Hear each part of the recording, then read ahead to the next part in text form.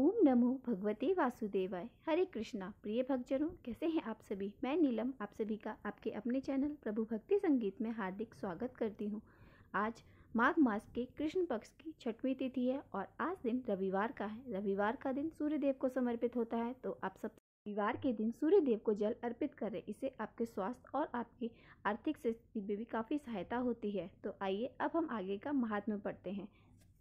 आज के अध्याय में आप कांचन मालिनी नाम की अप्सरा की कथा सुनेंगे। साथ ही आप वीडियो के लास्ट में कृष्ण चालीसा का पाठ भी सुनिएगा। आपसे अनुरोध है आज की इस कथा को पूरा जरूर सुनिए। अब अप्सरा कहने लगी कि राक्षस वह ब्राह्मण कहने लगा कि इंद्र इस प्रकार अपनी अमरावतीपुरी को गया। सो हे कल्याणी, तुम भी देवताओं से सेवा किए जाने वाले प्रयाग में माघ मास में स्नान करने से निष्पाप होकर स्वर्ग में जाओगी। तब मैंने उस ब्राह्मण के यह वचन सुनकर उसके पैरों में पड़कर प्रणाम किया और घर में आकर सब भाई बांधव नौकर चाकर माघ में गंगा स्नान के संगम पर जाकर स्नान किया। इसलिए हे निशाचर, 3 दिन के स्नान से मेरे सब पाप नष्ट हो गए और 27 के दिन के पुण्य से मैं अप्सरा हो गई और पार्वती जी की सखी होकर सुख से अब निवास करती हूँ।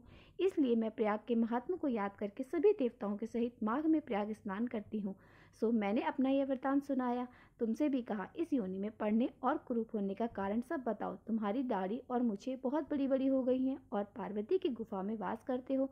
यह सुनकर वह राक्षस कहने लगा, हे भद्रे, सज्जनों से गुप्त बात कहने में कोई भी हानि नहीं होती। अब मुझे इस बात की कोई भी शंका नहीं रही कि मेरा उद्धार तुमसे ही होगा। सो मैं अपना सब वृतांत तुमसे कहता हूँ।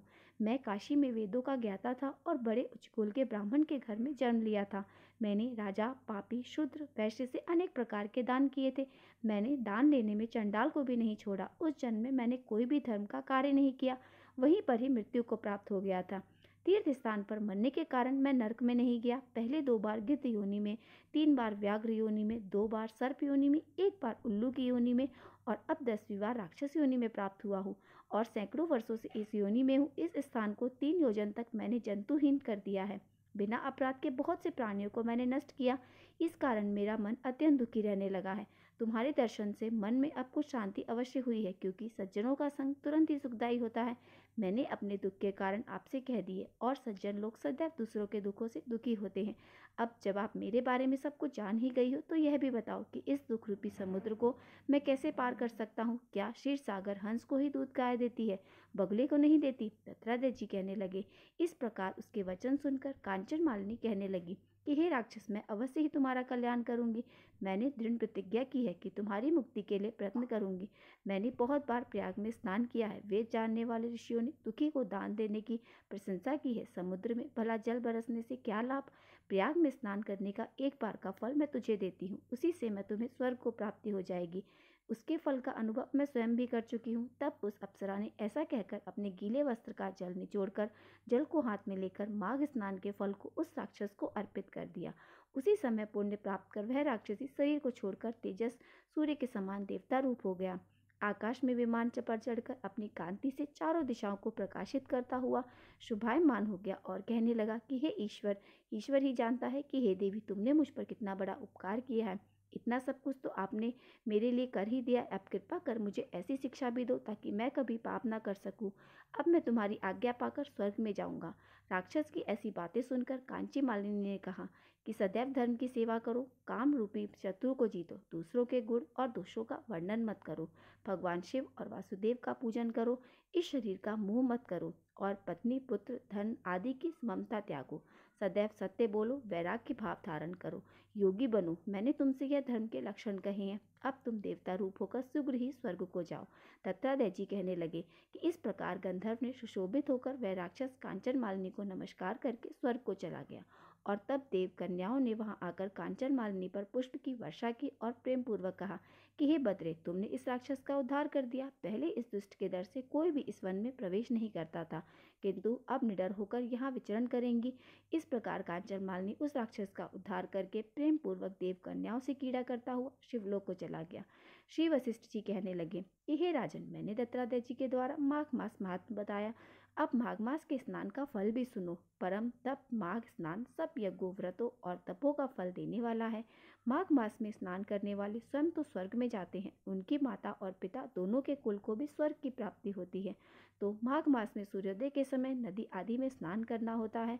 उनके माता पिता की 7 कुलों की पीढ़ी स्वर्ग को प्राप्त हो जाती है। माघ स्नान में करने वाले दुराचारी और कुकर्मी मनुष्य भी अपने अपने पापों से मुक्त हो जाते हैं और इस मास में हरि का पूजन करने वाले पाप समुदाय से छूटकर भगवान के सदृश शरीर वाले हो जाते हैं।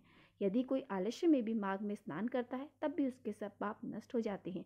जैसे गंधर्व कन्याएं राजा के श्राप से भयंकर कुल को भोगती हुई लोमश ऋषि के वचन से माघ में स्नान करने से अपने पापों से मुक्त हो गई थी। यह वार्ता सुनकर राजा दिलीप ने पूछने लगे कि हे गुरुदेव, वे कन्याएं किसकी थी? उनको कब और कैसे श्राप मिला? उनके नाम क्या थे? ऋषि के वाक्य से कैसे वे श्राप मुक्त हुई और उन्होंने कहाँ पर स्नान किया? अब विस्तार पूर्वक सब कथा कहिए। तब वशिष्ठ जी कहने लगे कि हे राजन, जैसे अग्नि से स्वयं अग्नि उत्पन्न होती है, वैसे ही यह कथा धर्म और संतान उत्पन्न करती है। हे राजन, सुख संगीत नामक गंधर्व की कन्या का नाम विमोहिनी था। सुशीला तथा स्वरवेदी की सुमरा, चंद्रकांता की सुतारा तथा सुप्रभा की कन्या चंद्रिका, यह 5 सब समान आयु वाली चंद्रमा के समान कांति वाली सुंदर थी। जैसे रात्रि को चंद्रमा शोभायमान होता है, वैसे ही पुष्प की कलियों के समान खुली हुई यह अप्सराएं थी। ऊंचे पयोधर वाली पद्मानी, वैशाख मास की कामिनी, यवन दिखते खाती हुई नवीन पत्तों वाली लता के समान गोरे रंग, सोने के सुदृश चमकती हुई और सोने के अलंकारों से सुशोभित सुंदर वस्त्र धारण किए हुए, अनेक प्रकार के गाने और वीणे तथा बांसुरी आदि दूसरे बाजा बजाने में प्रवीण और ताल स्वर तथा नृत्य कला में निपुण थी। इस प्रकार वे कन्याएं कीड़ा करती हुई कुबेर के स्थान में विचरण करती थी। एक समय कौतूहलवश माघ मास में एक वन से दूसरे वन में विचरण करती हुई मंदिर में खिले हुए पुष्प तोड़कर सरोवर के किनारे गौरी पूजन के लिए गई। स्वच्छ जल के सरोवर में स्नान करके, वस्त्र धारण करके, मौन होकर बालू मिट्टी की गौरी बनाकर, चंदन कपूर कुमकुम और सुंदर कमलों से उपचार सहित पूजन करके यह 5 कन्याएं ताल नृत्य करने लगी और फिर ऊंचे गांधार स्वर में स्वर गीत भी गाने लगी। जब यह 5 कन्याएं नाचने और गाने में लीन थी, तब उस समय अछोत नामक उत्तम तीर्थ में वेदनी नाम के मुनि के पुत्र अग्नि ऋषि स्नान को गए। वह युवा ऋषि सुंदर मुख, कमल सदृश नयन, विशाल छाती, सुंदर भुजाओं वाले दूसरे कामदेव के समान थे। शिखा सहित दंड लिए मृग चम्र उड़े युगोपवीत धारण किए हुए उनको देखकर ये 5 कन्याएं मुग्ध हो गई और उनका रूप और यवन देखकर कामदेव से पीड़ित होकर देखो देखो ऐसा कहती हुई इस ब्राह्मण के मन में कामदेव का डर उत्पन्न करने लगी और फिर आपस में विचार करने लगी कि यह कौन हो सकता है। रति रहित होने से कामदेव नहीं और एक होने से अश्विनी कुमार नहीं, यह कोई गंधर्व या किन्नर या कामरूप धारण कर कोई सिद्ध या ऋषि का श्रेष्ठ पुत्र या मनुष्य है। कोई भी हो, ब्रह्मा जी ने तो इसे हमारे लिए ही बनाया। ऐसा कहकर वे विचार करने लगी। जैसे पूर्व कर्म के प्रभाव से संपत्ति प्राप्त होती है, ठीक वैसे ही गौरी जी ने हम कुमारियों के लिए इस श्रेष्ठ वर को दिया है और आपस में यह तुम्हारा वर है, यह मेरा वर है, सब ऐसा कहने लगी। जिसके समय उस समय ऋषि पुत्र ने अपनी मध्याह्न की क्रिया करके ऐसे वचन सुने,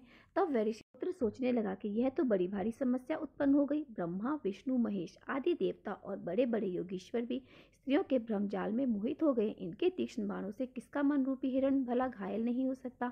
जब तक नीति और बुद्धि रहती है तब तक पाप से भय रहता है, जब तक की गंभीरता रहती है, यम विधि का पालन होता है, तब तक मनुष्य स्त्रियों के काम रूपी बाणों से बांधा नहीं जाता। यह मुझे अवश्य उन्मत्त और मुक्त कर रही है। किन गुणों से धर्म की रक्षा हो सकती है? स्त्रियों के मांस, रक्त, मल मूत्र से बने घृणित और अशुद्ध शरीर में कामी लोग ही सुंदरता की कल्पना करके रमण कर सकते हैं। शुद्ध बुद्धि वाले महात्माओं ने स्त्रियों के पास रहना कष्ट कारक कहा है, सो जब तक यह पास आए तब तक यहाँ से अपने घर चले जाना चाहिए। अतः जब तक वे कन्या उस ऋषि पुत्र के पास आई तब तक वह योग बल के द्वारा वहां से अंतर ध्यान हो गया।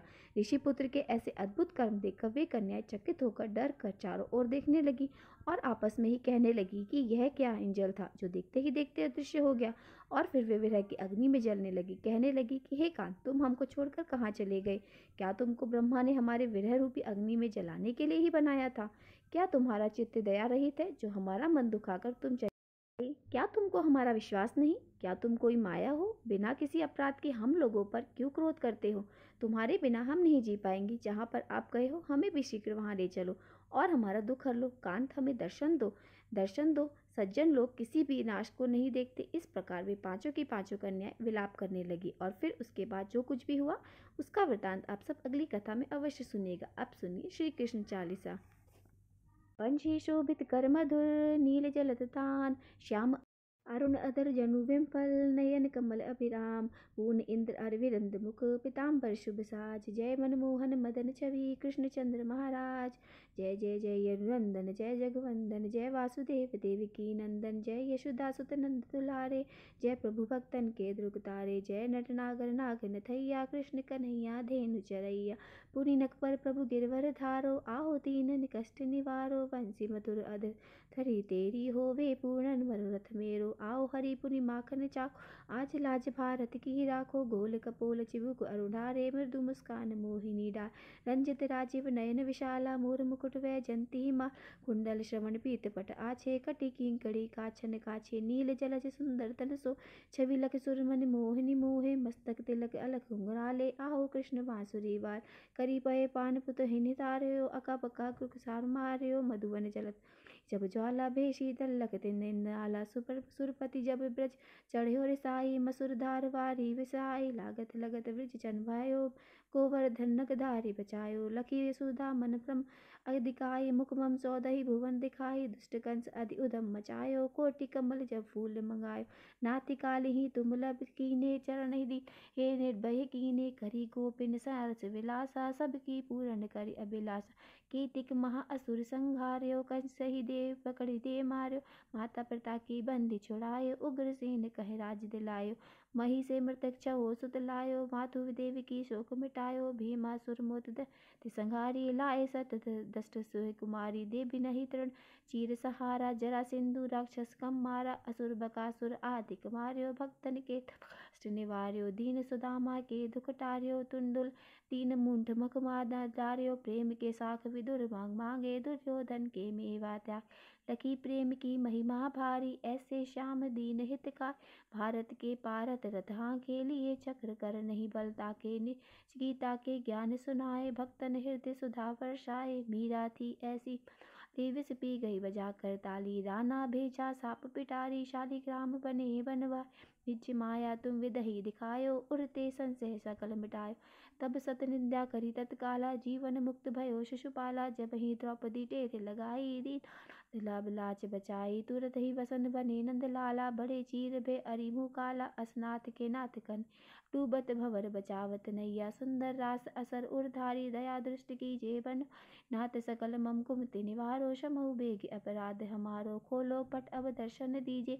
कृष्ण कन्हैया कीजे यह चालीसा कृष्ण का पाठ करे उर्धारी। अष्ट सिद्धि नव निधि फल लहे पदारथ चारी। यहीं पर ये अध्याय खत्म होता है। प्रेम से बोलिए श्री कृष्ण महाराज की जय हो।